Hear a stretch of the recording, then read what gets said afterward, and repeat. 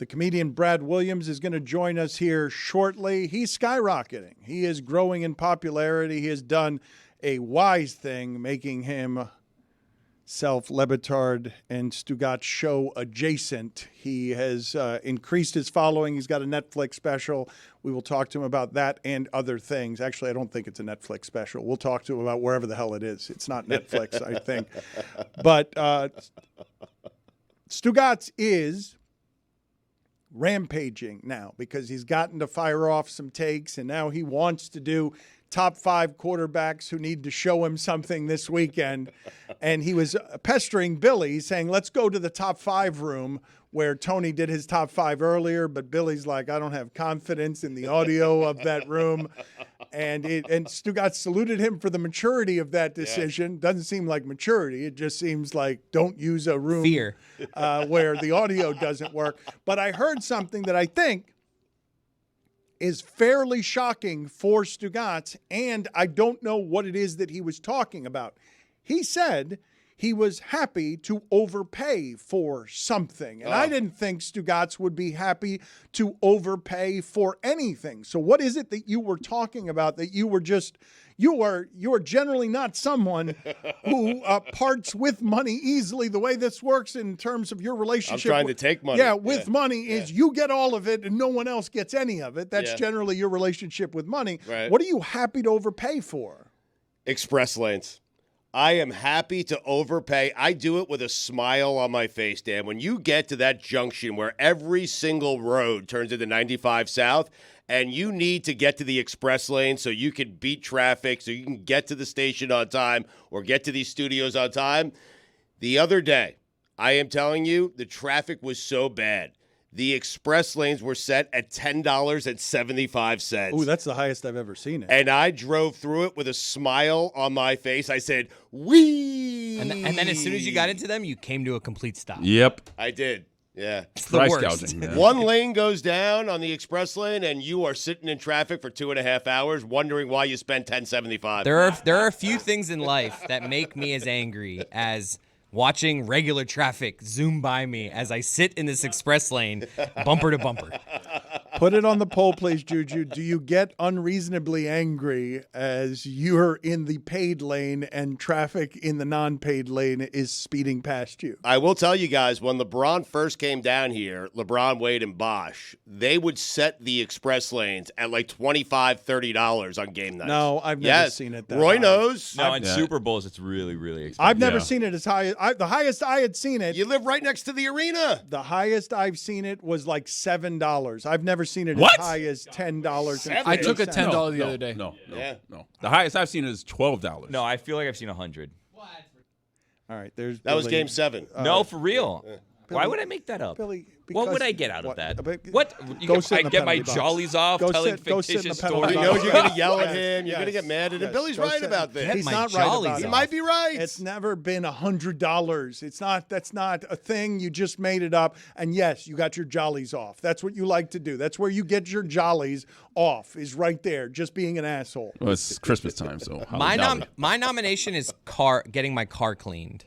I am always going to overpay for that. I don't want just the $22 you're going to vacuum and clean You the want outside. the works. I want, hey, I'm selling this thing. works. I'm selling this thing. I want you to take 2 hours to do this. Do you feel, I feel ridiculous sometimes when I give the finger guns and I'm like, I want the works. But that's what it's called. Really at my get in place. there. It's Really called get the in there. works. It's called the The works, right. Billy, What do you that get- was awfully quick, Billy. That was not 2 minutes. There's a meeting in there. Oh, yeah. Should have gone to the top 5 room. I want to go there. There's a meeting in the penalty box. There's nothing more infuriating than spending money to get your car clean, and then you get back in your car, and the little cubby the little slot in your door is not cleaned. It's like you got to get every inch of this thing. When it's detailed. Yeah, when you get the works. Right. I'm talking about the interior. I don't want this just the vacuuming. No. I want you getting in every crack. What do you get for the works? Everything. You get It's a scam, I feel like. It's not a scam. Because the No. next one is Shine the the tires. completes. I mean, It's a complete detailing. It is a wax. It's everything that place offers is what it is that you're getting. It's going to take hours, and it's going to be probably more than $100 if you want to get everything. And then they look at you for the tip on top of that. And if you're anything like me, like I leave all of that until the last moment where I just can't take it anymore, how dirty my car is. So the works is the only option. Like I need everything done to this car right now. speaking of tipping at a car wash, what do you guys do? Do you hand the guys who are, cleaning off the car at the end, do you hand them the money or do you put it in the jar? The place I go, there's like a big bin that's like. I don't here's like the tip. putting it in the bin, though. I like them to know that I have put money into the... I have to stand there and be like, Oh, you show them, okay. until I see eye contact with the guy doing my car, like, all right, there it is. You saw it. The problem with this, though, Stugotz, is that most people listening to this are no longer dealing with cash tip transactions. So it's Do you have a Venmo? this is something Not a that- tip, then. This is something that has happened that has taken away some of the personal human touch involved with making sure that the person you're giving your generosity knows selfishly that you're the giver of that generosity. It's most important during this holiday season of giving to make sure the most important thing is that people know you're the giver. Not the giving, but that you're the giver. What's the point of being generous if no one knows? Put it on the poll at Le Batard Show. What's the point of being generous if no one knows? How do you do the thing when it's like you are paying with cash and something you paid for was $1.97? You hand them $2 and they give you back 3 pennies. It's always a sad move of dropping those 3 pennies in a tip jar. Like, hey, Take my trash. don't spend it all Keep in it. one place. Here you go. Yeah. I went to a Chinese spot the other day and I had $50 in cash that I had somehow. I don't know. But it ended up being $39 and like 97 cents or 96 cents. So the guy gave me 2 10s or 2 5s and 4 pennies. And I was like, I cannot give this guy 4 pennies, but I'm also not giving him Can't give him $5. five. Can't give him $5. It feels like an easy Just five. That's on him, though. I mean, 5 Feels like- singles next time. Feels like an easy 5. You have to ask for your 5s to be returned in singles in that spot. I have felt great guilt of throwing 4 cents in the jar when what is in the wake of the jangling echo is a thank you when I don't deserve it. I don't. You just Thanks, then buddy. then grab 100 and just put it in there. You're like, You all know- right, fine. You should thank them. You I know mean- how much change you just gave me. You know that I just threw it in. It didn't rattle in a way that sad penny suggested sound. There was, it A was penny falls much differently than a tinny. quarter. It feels different too. Like when there's just a normal tip jar, I don't feel that bad about it. But if it's a tip jar that's like, hey, these are for student loans, or where they're trying to guilt you into it, where they're Those are trying to scams. say like, hey, Yeah, don't fall for it, this yeah. is what the tip is actually for. That's when I end up feeling bad about it. There's also this time of year of, would you like to round up on your purchase for donation?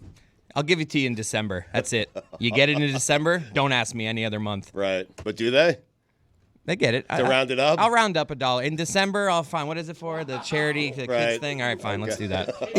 if we were a show in which the producers didn't all have microphones and were required to, produce, somebody would have found for me by now the highest ever Sun Pass Most rate. I've found is 1050. I've been looking for the 100 for like 10 minutes now. 1050 was the I've other day. found I mean- 1050 a couple times, and I'm looking specific to Miami. So Right. other places may. I'm telling you, I saw $100. You did not. Dan, I'm telling you, I paid ridiculous, $50 for a heat game. No, I'm telling you, you're both wrong. And I believe that what happened to Billy is that he was driving without his glasses, so it was $10 and it looked like $100, because nobody is paying $100. It was empty. I mean, you're gonna get there quick.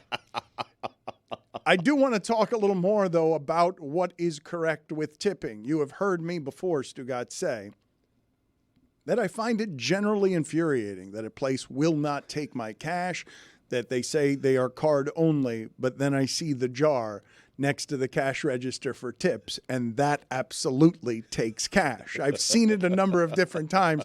It is offensive to me as someone who believes in the Drop your power, credit card the in there. power of the American dollar. It's offensive to me.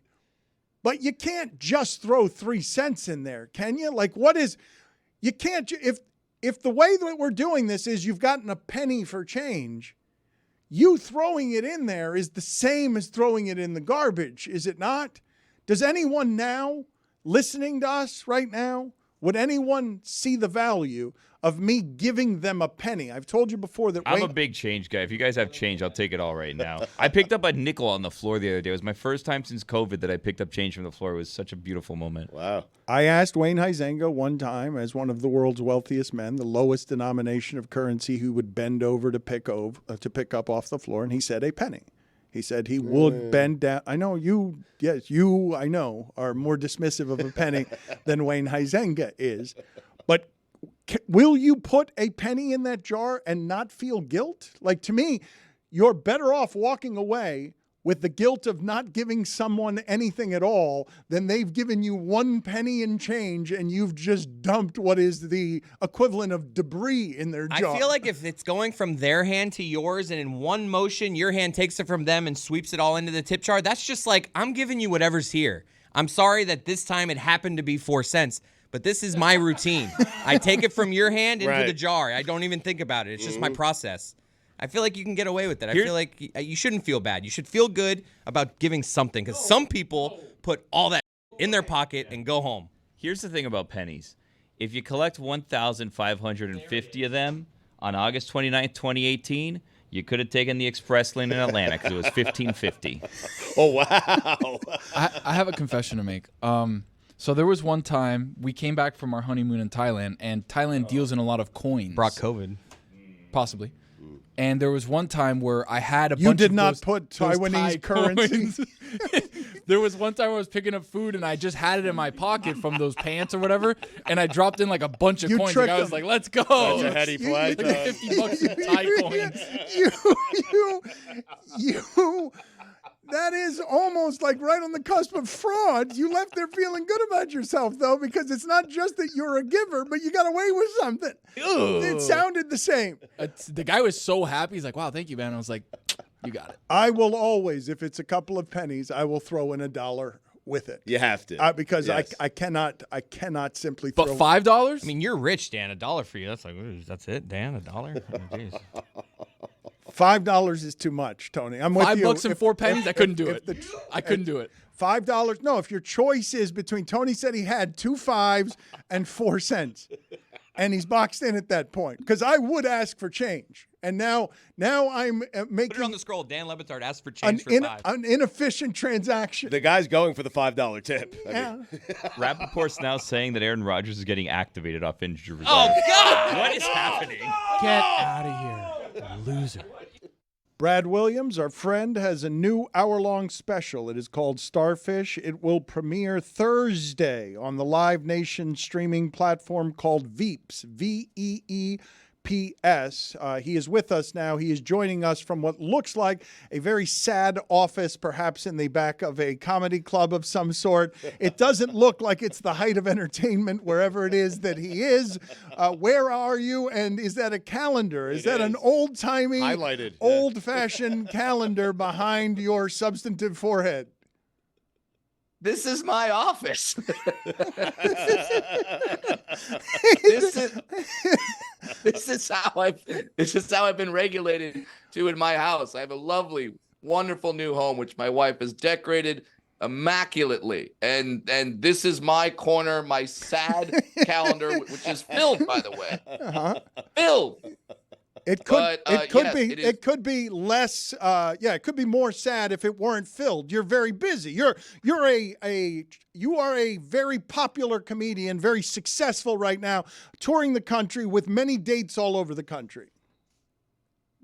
You would not know that from this setup. Right now, it looks very sad, and this is why you need to go to Veeps.com and get this special, because I got to upgrade my office. I got to send the Asian dwarf baby to college one day. So, yes, get the special.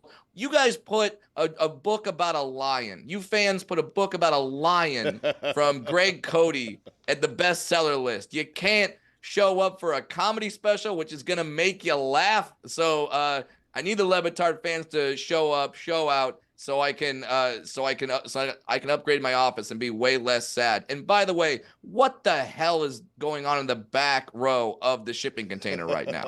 Well, are you talking about Tony, Billy, or Jeremy? I'm looking at one Jeremy Taché. Listen, my people have gone through a lot right now. We got kicked out of Snow White. We got kicked out of the new Wonka movie. We got tall people taking our jobs left and right. And then you come in, Jeremy, in elf face. What is this? Oh, it's not a costume. I'm an elf. Well, technically I'm a human, but I was raised by elves.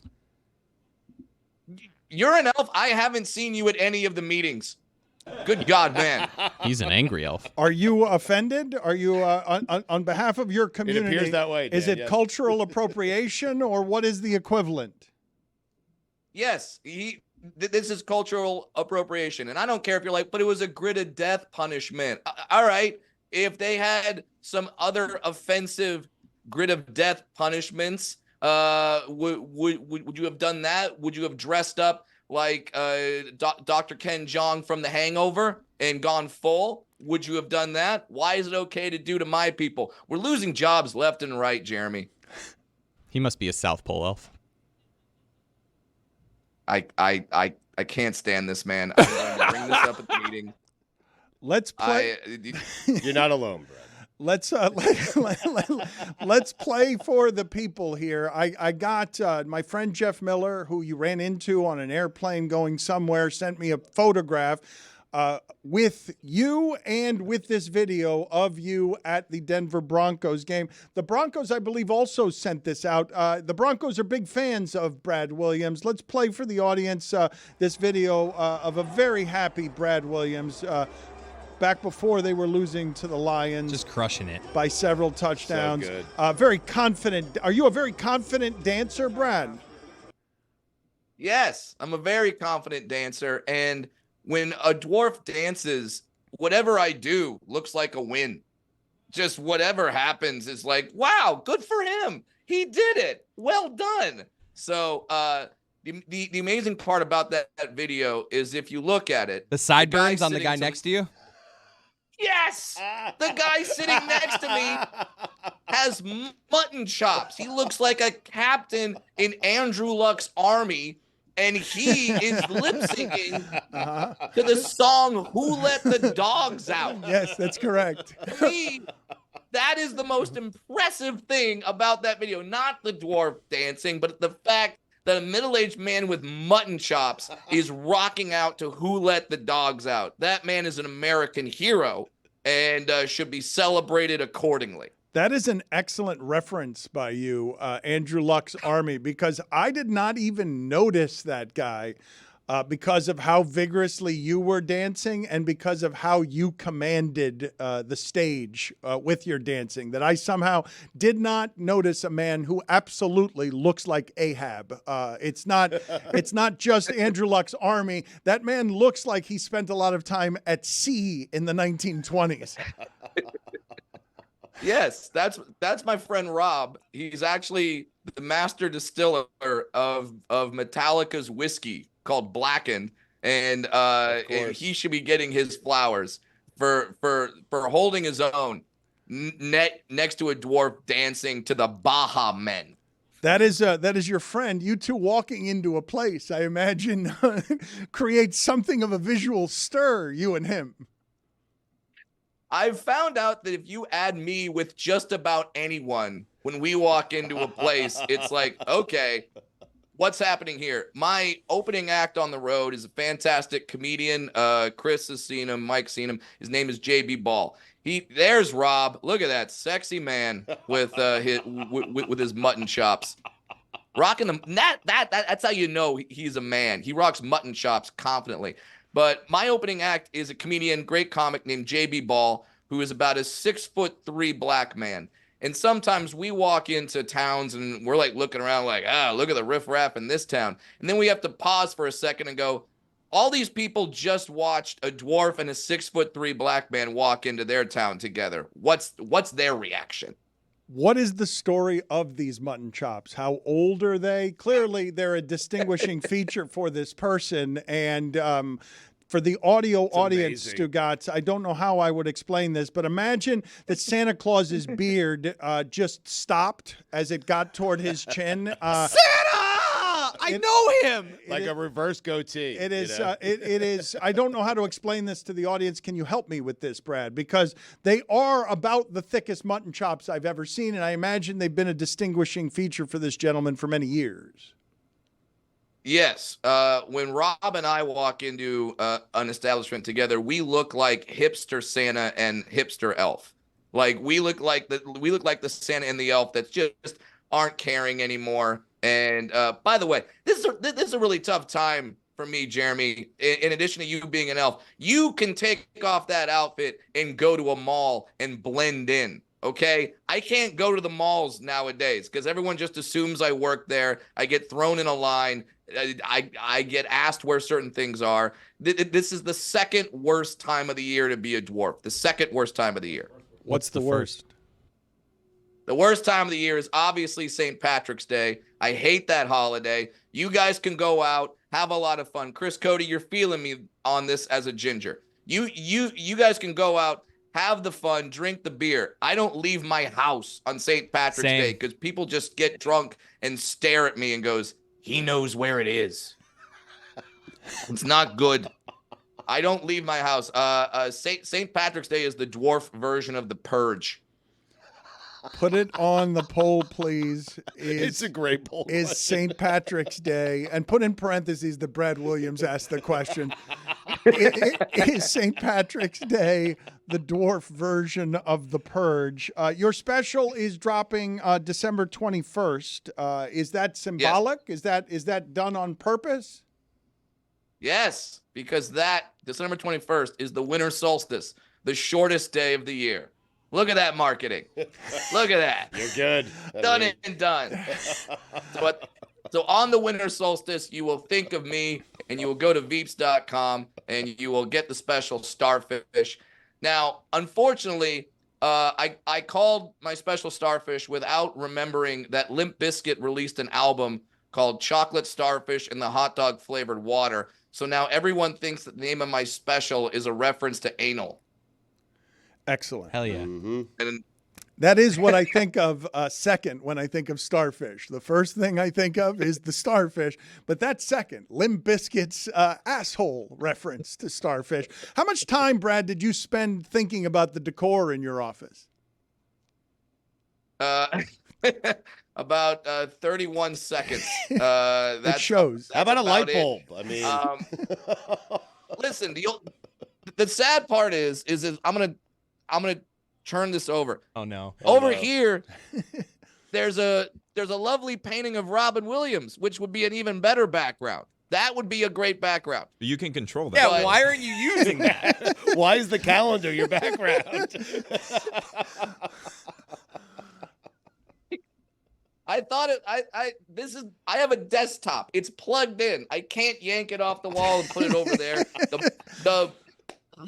The microphone is attached to the desktop. I wanted the audio to be good more than the visual. That's why I chose this sad Milton from Office Space corner in my house, in my office, and not the giant, lovely painting of a comedic hero who once gave me the greatest compliment of my life when he met me, saw my act, and called me Prozac with a head.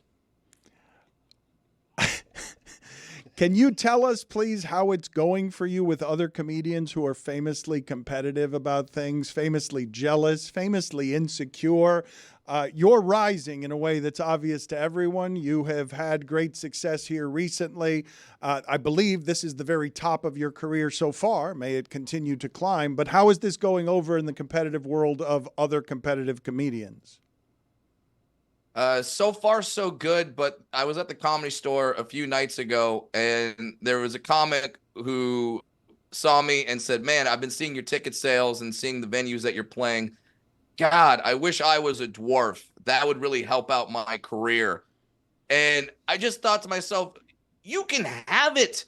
By the way, you can have it. Like, you can wipe your own butt. I have back problems. I have T-Rex arms. I have bidets in my house. That is what helps me. I take showers on the road. And if it's ever a situation where neither of those are available, I go on Craigslist and try to find someone with a very specific fetish. You can take the dwarfism, okay? You can have it. I'll write other jokes. And by the way, if you want to be disabled as a hook, I don't know. There's tools to help you do that. You can. What an insult, though. I'm But sorry. Dave's plural sounded kind of like a flex, though, if we're going to be honest. It did, But yeah, like he's trying to flex on not being disabled. It's fine. You can go out and you can saw off an arm. You can be like that guy in 127 hours, and presto, you have a brand new 20 minutes. Okay, so if it's hurting you that much, go out and really take a chance. Were you hurt by this? Like, did you walk away from that saying, what kind of asshole says that to me, as if I don't have any other talent other than being short? Yeah, I kind of hurt, but you know what? That's okay. I'm okay with it. I know that I do other jokes in my act. I know that I don't just stand on stage for an hour and say, I could take a bath in a thimble. That's weird. Like, that's not my material. So I'm confident in myself. And whatever excuses that particular comedian has to make as to why they're not as successful, that's okay. But I'm confident in myself. I'm confident in my special Starfish, which will be streaming on Veeps tomorrow. And I'm confident going out on tour in 2024. We have over 70 dates booked. I'm booked New Year's Eve 2024. That's how far in advance. And it's pretty nuts. So I'm thanking all the fans that come out, and especially fans of this show, because I do a meet and greet after every show, and they always come up and say, hey, Brad, I get the show. And that is awesome. I always love hearing that. Who said it, Brad? Dane Cook? Not Great. Now he's going to hear this and text me. Now he's going to think that I outed him. Damn it, Stugotz.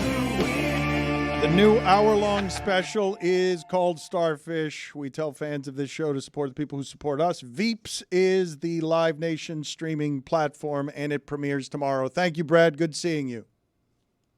Always a pleasure, guys. Thank you so much. Jeremy, I better see you at the meetings. See you there. According to Robert Sala, which is cute. Loser. He thinks that he makes those decisions. I don't think he's going to play. It would be moronic, even by the standards of moron that the Jets generally produce for 40 years, to play him. They're activating him just so he can say he was active. This is all asinine. Well, no, it's part of his rehab process, is Yeah, what he they're can't. saying. He can't be Yes. on the practice Right. field, which they view as invaluable to his teammates. So this is a technicality so that he's allowed to interact with them. Exhausted I'll buy it. by this loser. Tony, please give me something. Give me some information against the spread. Dan, today, for Against the Spread, brought to you by HMS. So you don't believe in San Francisco? Not now. You're the only person watching football who Well- doesn't believe that the San Francisco 49ers are great. We'll see how it plays out. I mean, got to stay healthy. I don't know if they're going to stay healthy. Brock Purdy needs to do it in the playoffs. I don't know if he can do it in the playoffs because I've never seen him do it. So I have a game here that Billy said he didn't want to get crazy with, but I think it's time to get a little crazy.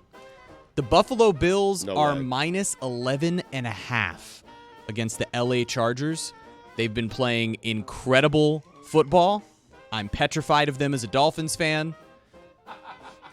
Buffalo Bills, minus 11.5. Wow. Tony's laughing. Against the spread. Tony is laughing because he heard what Chris Cody whispered in my ear while you were talking, which is the following. The start of that segment is going to sit with me for a while. Does somebody need a hug? we've all been there, He Chris. totally I mean, fell apart. I am going to take the Sixers. They are playing the T-Wolves tonight, and I'm going to take the Sixers minus 3.5. The Timberwolves are very good. They've only lost 5 times all season. just played last night. I like what you're thinking here, huh? They played a I hope- couple I of hope they nights played ago, last night. right? It was a couple of nights Maybe ago. I got that wrong. Yes, Yeah, a you couple got nights that- ago. You Yeah. got that wrong. I It was a did. contribution that was useless and wrong. Oh, Not man. helpful in any way, and also sorry. as an added I'm bonus, sorry. also wrong. Thank you for your non-help help. I was trying to support you. I mean, I know. Anthony Edwards, 4 I titles. know. Please, I didn't realize he was 22. I'm thinking about 5, maybe 6 even. please support me Jordan. with accurate information. Well, Jordan has 8 in my personal record. I saw the other day that Bloomberg reported something that I haven't noticed, but I'm assuming that the audience has noticed because, yes, there has been inflation all over the place in ways that are uncomfortable and make me sad. But I had not realized the number that Bloomberg is reporting, which is since the pandemic started, restaurant prices are up 24%, up by a quarter, basically. And while I had noticed, obviously, that everywhere prices have gone up on everything, I had not noticed that it was that much. Had you noticed, Stugotz, that it was that much? Because the pandemic has changed any number of things, including just restaurants being able to stay in business. I've said this before. I don't know if the audience knows this, but it is such a hard way to make a living. The restaurant business, the Hulu series, The Bear, that shows you sort of the frenzy of it. 80% of restaurants fail. You just open it. You got all your dreams in there. You got to work so much of the time just to keep it open and keep your employees functioning. And day to day, you're running on a treadmill, and 80% of the time you get failure. Your finances are gone and you're doomed. Had you noticed that it was at 24%? I haven't noticed if it was 24%. I just noticed that I'm paying a lot more for food at restaurants and at the grocery store than I was, 6 months ago. So, yeah, I've noticed it. Well, 3 years. It's the pandemic that it sort of fast-forwarded all this stuff. The Bear, you talk about this show. I've worked in the restaurants. That is such a crock, that show. It is not that intense in these restaurants. Every episode of this show, it is the most intense thing, and I've been in these in kitchens before. They're not short-staffed, Chris. It's just the franticness of that show is exhausting. It is one of the signature staples of that show. It's that way on purpose to give off the tumult that you want nothing going on when you watch the show? I mean, what you're saying, that a show about a boring restaurant wouldn't be as entertaining. You I'm want just saying, playing cards in the back, hanging out. A lot of people are like, man, I can't believe that's what restaurants are like, and they're not. Well, wait a minute. What job did you do? Were you in the kitchen? I was FOH. Oh, okay. Yeah, okay. Front of house you understand guy. then. Yeah. Look at that face. I got to put in front of house. But the general undercurrent of The Bear, the thing that I remember about that show is that they elevated the stress to a place that you could feel it watching on television. It's what they were going for. The Jamie Lee Curtis hour-long episode that starred Odenkirk and all of those famous people, what they're going for is just flogging you in the face with the intensity of a stressful atmosphere. I don't generally think of restaurants in Miami as having very good service or having people who are happy working there, because so much of the clientele can be rude and mean and treat people poorly. I don't think of them as happy environments generally, except for the places that have the best customer service, and there are not many of them. I just can't believe that prices have gone up that much in restaurants. Like, everyone is going to feel, I'm assuming everyone listening to this is saying, yeah, I've felt the price hike. I just didn't know it was that much. You mentioned the Jamie Lee Curtis episode. That's the second and last episode of season 2. That was some of the greatest minutes of television I've ever seen. That was Breaking Bad levels, that episode. My wife was the other day like, man, we can't go out to dinner for under $100 anymore. I'm like, oh, three glasses of wine didn't help. Oh, yeah. They've also put up the number of alcohol, too. That's creeped up easily. You know, if you're an elf like me, you don't really have to worry about the prices going up because we stick to 4 main food groups: candy canes, candy corn, and Get syrup. him out of here. Shut up, Jeremy. You speak for all of us, Tony.